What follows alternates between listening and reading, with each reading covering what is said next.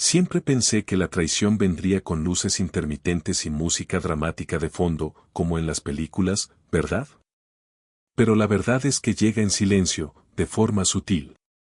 Ni siquiera te das cuenta de que está ocurriendo hasta que estás sentado en la mesa de tu cocina un martes por la noche, mirando una pantalla que te dice que toda tu vida acaba de ser destrozada. Era una noche cualquiera en nuestra casa suburbana, a las afueras de Denver. Volví del trabajo alrededor de las 6:30. La cena eran sobras, el famoso pollo al limón de Hallie, que calenté mientras ella tecleaba en su portátil en la habitación de al lado, fingiendo hacer la tarea. Nada se sentía extraño. Nada parecía fuera de lugar. Y esa es la parte que más me atormenta, lo completamente normal que era todo. Después de cenar, me senté a revisar algunas facturas. Ni siquiera pensaba entrar a la cuenta, sinceramente. Solo recordé que aún no había transferido el bono del mes pasado al mañana de ella. Así llamábamos a la cuenta de ahorros que Hallie y yo abrimos justo después de que ella naciera. Nunca la tocamos. Era sagrada.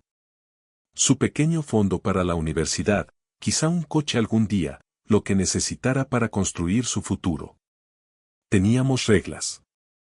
Teníamos límites. Teníamos confianza. Así que imagina mi confusión cuando inicié sesión y vi el número 0 mirándome fijamente. Parpadeé. Pensé que tal vez había abierto la cuenta equivocada. Actualicé la página. 0. Hice clic en el historial de transacciones. Fue entonces cuando mi corazón empezó a latir con fuerza. Retiros.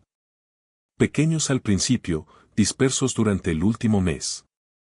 Unos cientos aquí, 1000 allá. Luego empezaron a aumentar. Cantidades más grandes, una tras otra. Cuando llegué al final del listado, entendí que todo había desaparecido.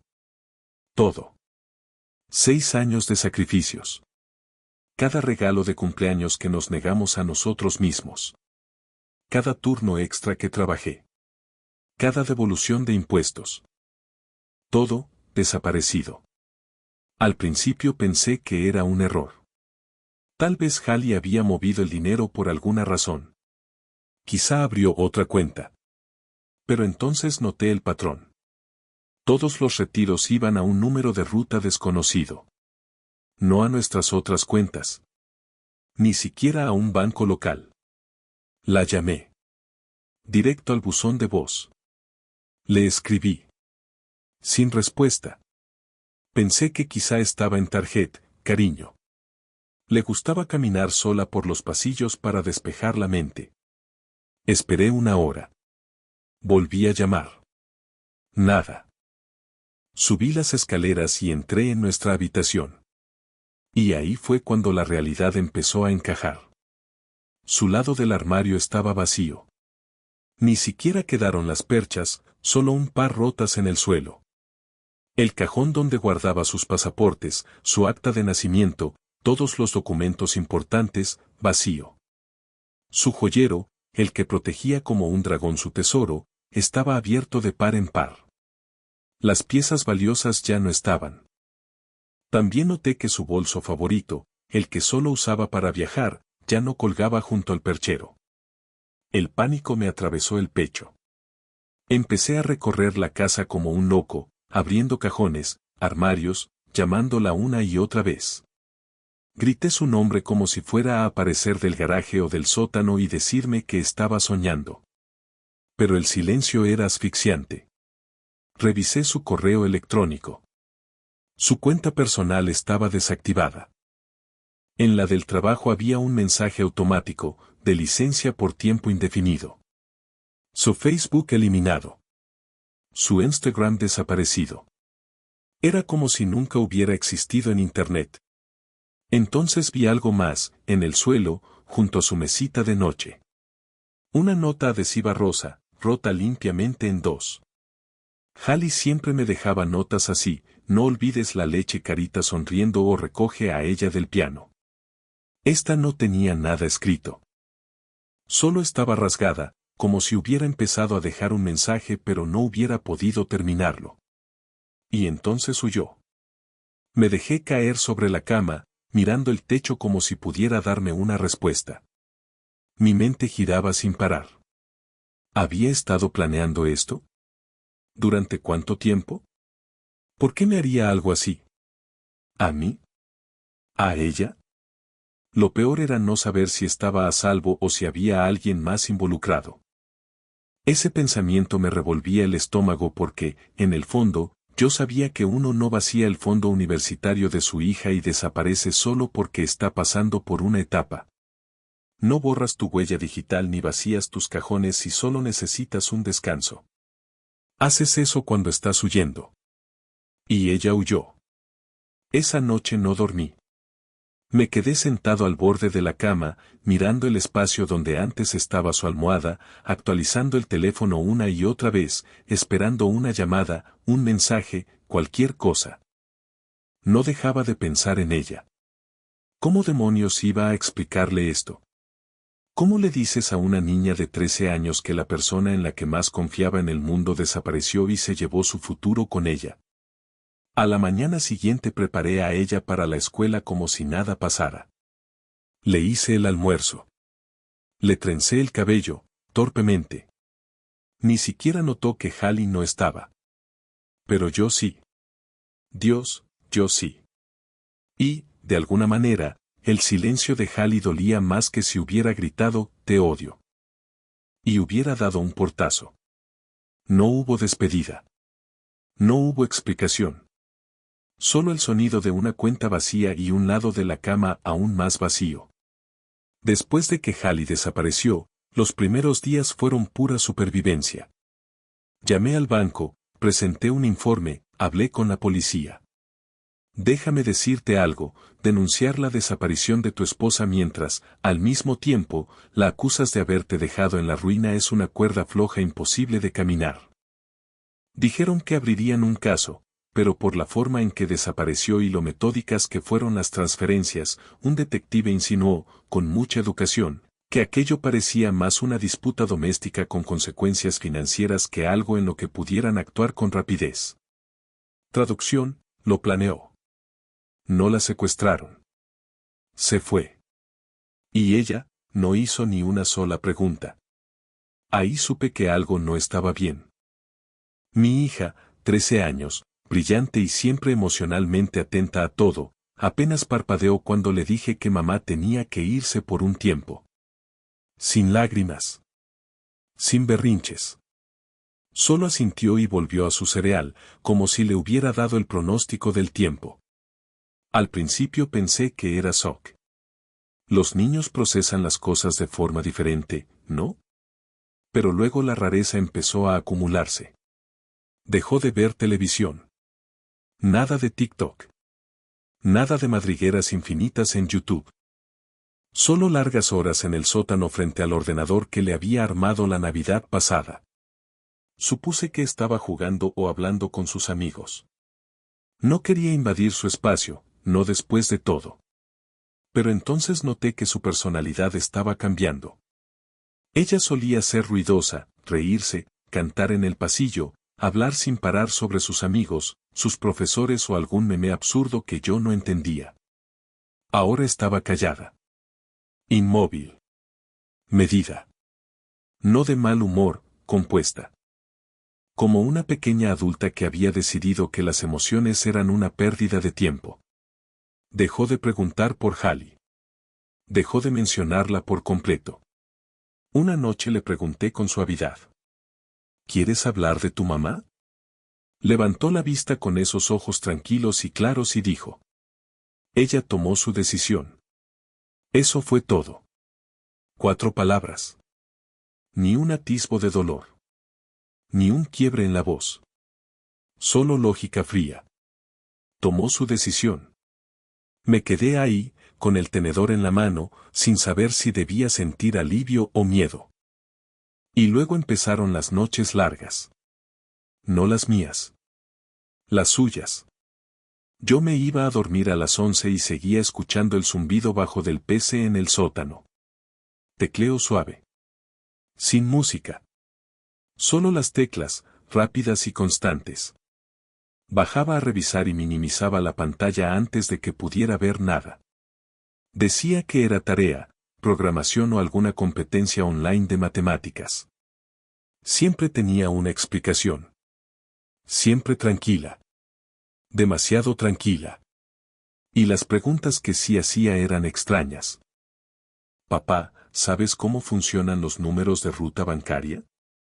¿Qué tipo de firewalls usan los bancos? ¿Es posible recuperar mensajes borrados desde una copia de seguridad? Las primeras veces me reí. Pensé que solo estaba procesando las cosas a su manera. Siempre fue curiosa. Eso lo heredó de Hallie. Pero ahora su curiosidad tenía algo clínico. Como si no estuviera intentando entender el mundo, sino rastrearlo. Una tarde llegué temprano del trabajo y la encontré soldando algo en el garaje.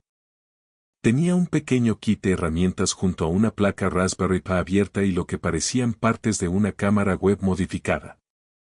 Levantó la vista y sonrió como si nada fuera extraño. Estoy construyendo un interceptor de señal inalámbrica, dijo con total naturalidad. Me quedé helado. ¿Para qué? Para practicar. Y para probar el alcance de señal. Quiero entender mejor las redes. Eso fue todo lo que me dio antes de volver a lo suyo. Intenté convencerme de que era una fase, alguna obsesión STEM, pero una parte de mí sabía que no era eso. Ella no estaba desmoronándose. No estaba explotando ni actuando mal. Estaba calculando. Cenaba en silencio, hacía la tarea, desaparecía horas en el sótano y luego dormía profundamente. Repetir. Sin drama. Sin emoción. Solo ese control inquietante sobre sí misma que hacía que el aire a su alrededor se sintiera más frío. Y nunca mencionó a Hallie. Ni una vez. Pero a veces, cuando pasaba frente a su puerta, la escuchaba hablar en voz baja con alguien. Solo fragmentos. No, así no lo haría. Eso no lo va a ver venir. Lo vamos a arreglar. Quería preguntarle con quién hablaba. De verdad que quería.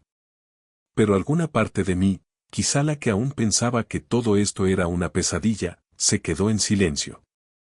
Tal vez tenía miedo de la respuesta.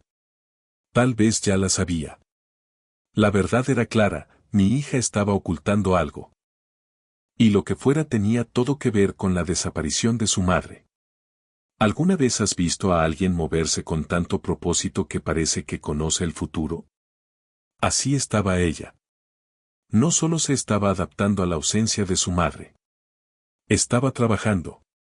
Y no entendí lo serio que era hasta la noche en que bajé y la encontré con 3 monitores encendidos. En uno corrían líneas de código a toda velocidad, en el segundo, una hoja de cálculo, y en el tercero, lo que parecía una página web gubernamental. No entró en pánico. No cerró nada de golpe como un niño sorprendido haciendo algo indebido. Solo levantó la vista, tan fría como siempre, y dijo: Ya casi termino. ¿Terminar qué? Pregunté, intentando que no se notara lo alterado que estaba. Giró la silla, me miró directo a los ojos y dijo: Recuperar nuestro dinero. Primero. Me reí como un idiota. Me reí. Ella, dije, acercándome. Esto no es un proyecto escolar. Esto es serio. Tu madre se fue. Se llevó el dinero. Tenemos que manejar esto de la manera correcta. Ella arqueó una ceja, como si el ingenuo fuera yo. Ya lo estoy manejando, dijo. Luego giró las pantallas hacia mí. No entendí todo. Ni el código, ni las herramientas que estaba usando. Pero entendí lo suficiente. Nombres. Números de cuenta. Detalles de transferencia. Y la foto de perfil de un hombre que no reconocí. ¿Quién es ese? Pregunté. Yo, respondió. Y, de repente, las piezas empezaron a encajar. Ella había rastreado el historial de ubicación del teléfono de Hallie. Lo poco que quedaba en antiguas copias de seguridad. Cruzó patrones con registros de antenas celulares, luego extrajo imágenes de cámaras de tráfico y registros de Wi-Fi de hoteles. No solo sabía a dónde había ido Hallie. Sabía con quién se había ido. Joel. Un tipo de 30 y tantos, financiero en Austin. Tenía antecedentes ocultos lo suficientemente bien como para no aparecer en bases de datos públicas, pero no en las búsquedas de ella. Él la ayudó a sacar el dinero, dijo. Pero tiene problemas más grandes. Está metido en un esquema de lavado con criptomonedas. Inversiones falsas. Identidades robadas. Le rastreé 5 empresas fantasma. Me quedé paralizado. Tienes 13 años, susurré. No deberías ni saber que esto existe. No respondió. Hizo un par de clics más y me mostró una confirmación de transferencia. Nuestra cuenta. Reabastecida. El saldo estaba completo. Cada dólar que había desaparecido estaba de vuelta, exactamente donde siempre estuvo. Incluso había dejado un comprobante. Me dejé caer en una silla. ¿Lo saqueaste? No, dijo con calma. Corregí un error. Esto es ilegal. También lo que hicieron ellos.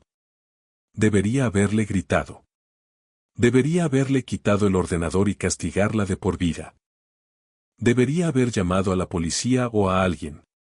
Pero no lo hice. Porque en ese momento no solo estaba aterrorizado por lo que había hecho. Estaba impresionado. Y eso me hizo sentir como el peor padre del mundo. ¿Tu mamá sabía que la estabas vigilando así? Pregunté en voz baja. No le importó lo suficiente como para comprobarlo, respondió. Pero yo sí. Por eso usé Praxis. Es inteligente, solo que no más que yo. Volvió al teclado, escribió una última línea de código y se detuvo. Dijiste que hiciéramos lo correcto, murmuró. Así que lo hice. ¿Qué significa eso? Envié todo. Los archivos, las transacciones, los nombres, las rutas de red. Lo empaqueté y lo mandé a los federales. La miré, sin comprender. ¿Le enviaste pruebas al gobierno? Asintió. De forma anónima. Desde un servidor desechable que monté la semana pasada. Jesús, ella, va a ir a prisión. Papá, mamá va a caer con él. Sentí la boca seca. No supe qué decir. Debería haber sentido alivio. Recuperamos el dinero. Joel y Hallie iban a enfrentar consecuencias. Pero no se sentía como una victoria. Miré a mi hija. 13 años.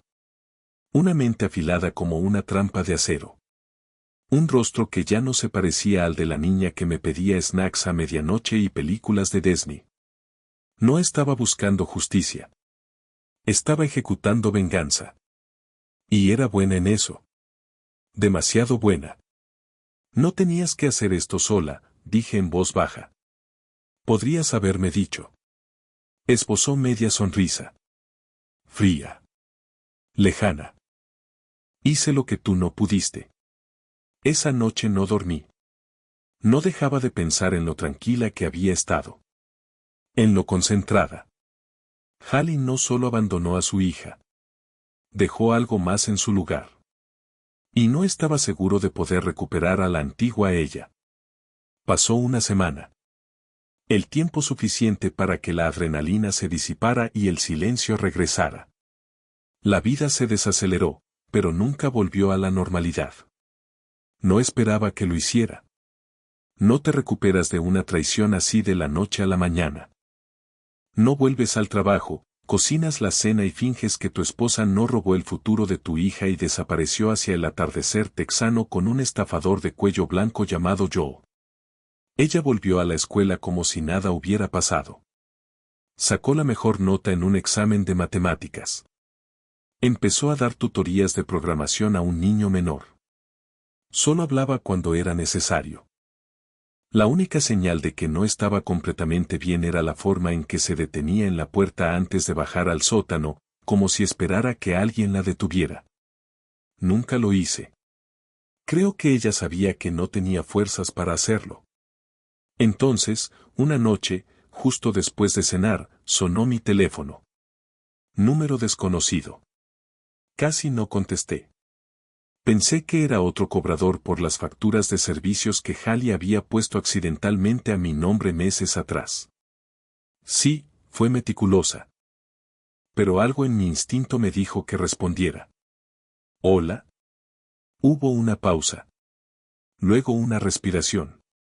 Y después, la voz que creí que nunca volvería a escuchar. Mac. Su voz se quebró. Sonaba como si estuviera bajo el agua. Ronca. Temblorosa. Pequeña. Pero era ella. Hallie. Soltó el aire como si lo hubiera estado reteniendo durante días. Estoy en Austin. No sé dónde está Joe. Se fue.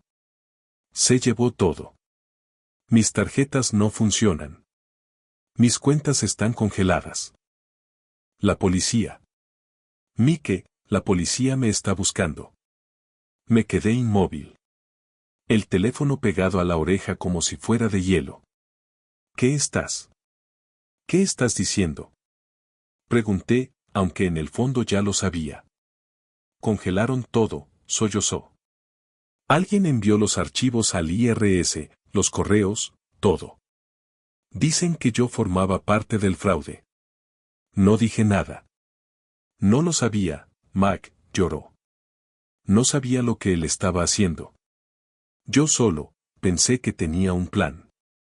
Creí que estábamos construyendo algo. Sentí el estómago revolverse.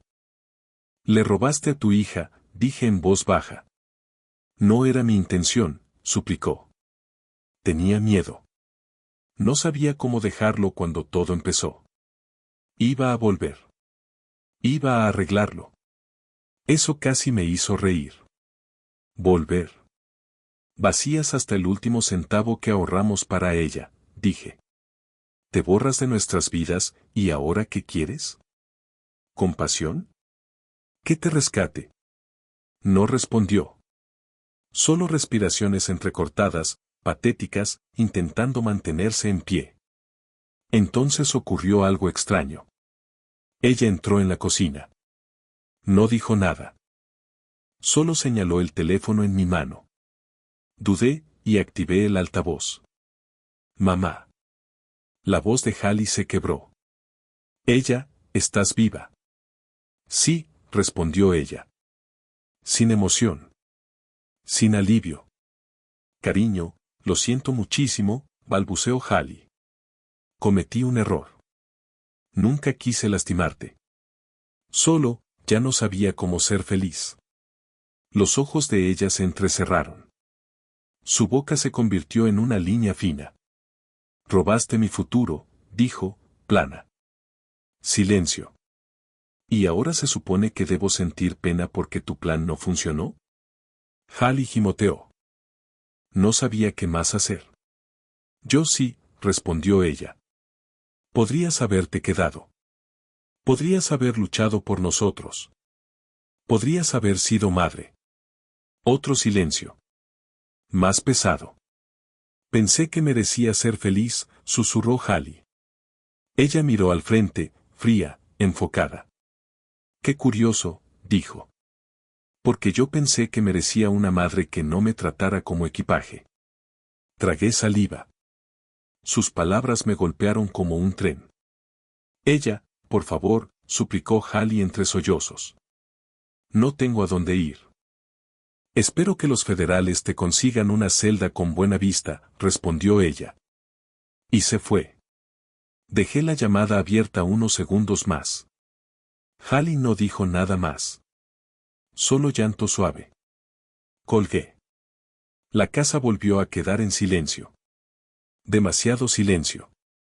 Encontré a ella otra vez frente al ordenador, programando como si nada hubiera pasado, como si no acabara de cerrar la puerta a la mujer que la trajo al mundo. Quise hablar. Decirle que era fuerte. Que no tenía que cargar con todo eso. Que la venganza no llene el vacío. Pero ¿qué podía decir sin que sonara falso? No lloró. No tembló. Solo escribió, como siempre. Pensé que había terminado ahí. Después de la llamada de Hallie, después de las últimas palabras de ella, creí que ya habíamos pasado lo peor. El dinero estaba de vuelta.